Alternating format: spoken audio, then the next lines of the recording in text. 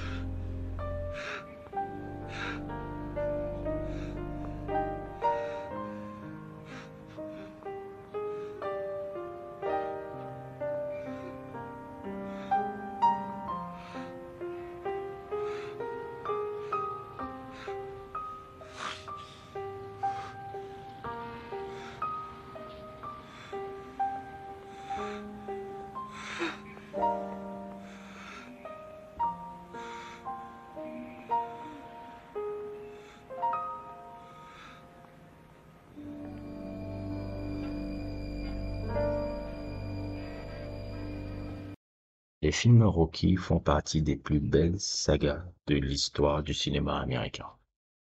Ces films-là, quand je les ai revus, on va dire il y a de cela 10 ans, quand j'entrais un peu dans ma vingtaine et tout, j'ai eu un autre regard complètement différent quand j'ai eu un peu beaucoup plus de maturité, beaucoup plus un peu d'expérience de vie pour comprendre les films Rocky. Parce que quand moi je les regardais, tout petit et tout, pour moi Rocky n'était qu'un film de boxe avec un gars qui veut juste boxer et devenir champion du monde. Et avec l'âge adulte, je me suis rendu compte à quel point c'est pas un film sur la boxe, ce truc-là. C'est pas du tout un film sur la boxe, notamment justement tous les films Rocky, c'est un film, bon, ça va faire un peu cliché ce que je vais dire, c'est une saga qui part, c'est des leçons de vie, les films de Rocky. Je ne sais pas, c'est des films que je sais que ça a inspiré. Tu comprends pourquoi ça a encore de l'impact encore 40 ans, 50, 30 ans après et autres et tout. C'est des films vraiment qui, vraiment les plus belles leçons de vie que tu vas entendre dans un film, c'est dans les films Rocky. Et ici, pas du tout un film sur la boxe. Je pense particulièrement même encore au premier, qui est jusqu'à aujourd'hui encore le meilleur film de la saga. Le premier Rocky, qui a été écrit par Stallone, qui a été réalisé par John G. Avildsen, mais qui a été écrit par Stallone, parce que c'est Stallone qui a créé ce personnage, c'est Stallone qui a créé cette œuvre, et toute la saga Rocky a été écrite par lui, du 1 au 6. Il en a même tourné, il a même réalisé, parce qu'il est réalisateur aussi.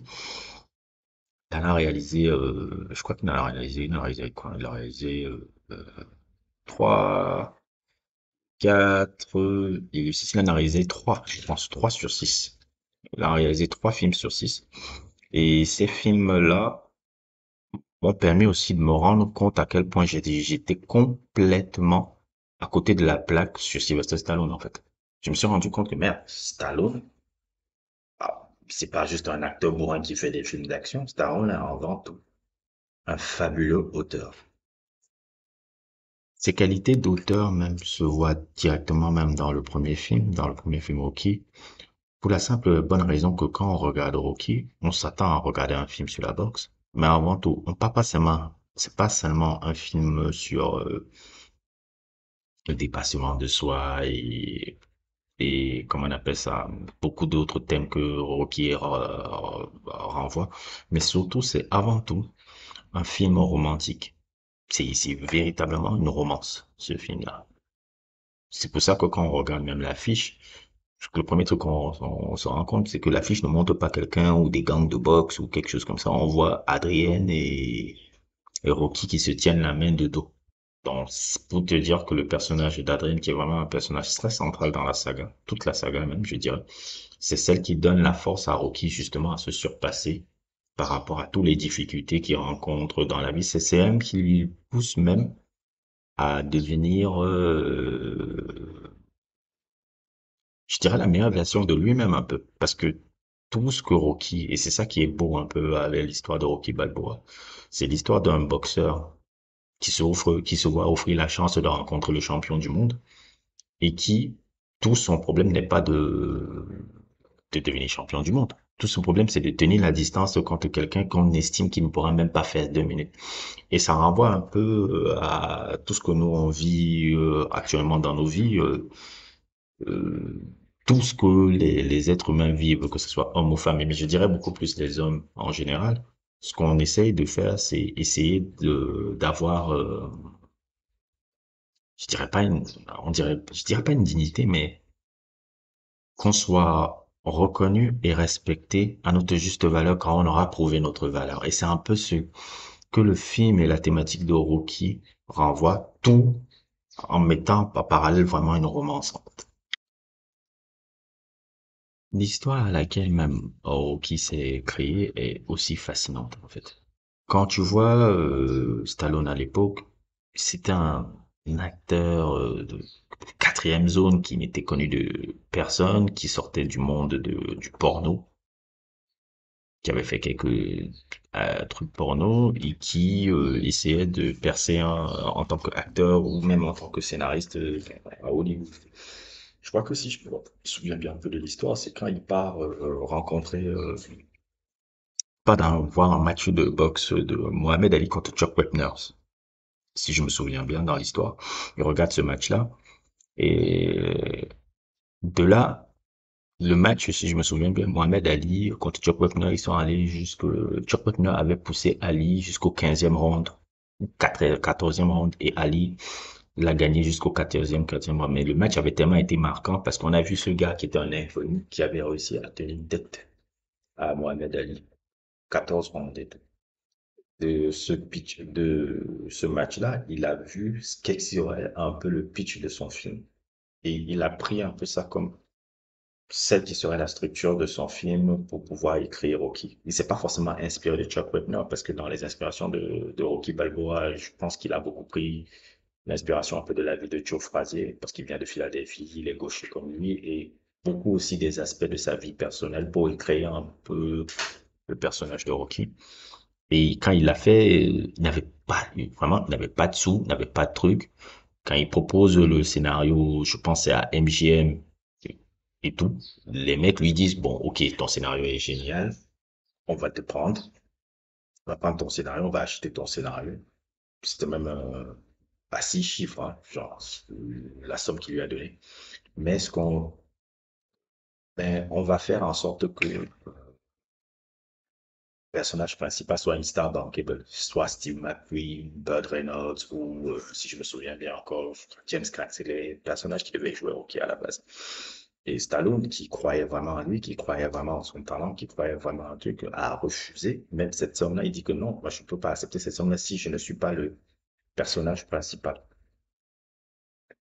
Les gars ont dû accepter par rapport à ça. Et de ce fait-là, avec un petit budget, je sais pas, attends, je veux regarder, le budget était très pauvre, hein. C'était combien? Le budget, c'était de 960 000 $. Putain, comment on arrive à faire un film avec ça? Il a fait dans un budget, on lui a donné un petit budget. Le Rocky Balboa, c'est un très petit budget. 960 000 $. Et de ce petit budget-là, ils ont réussi à créer l'une des œuvres les plus marquantes de l'histoire du cinéma qui continue à durer et ça a créé l'une des plus grandes sagas de l'histoire du cinéma américain. Donc, l'histoire même de comment ça s'est fait est déjà même absolument génial.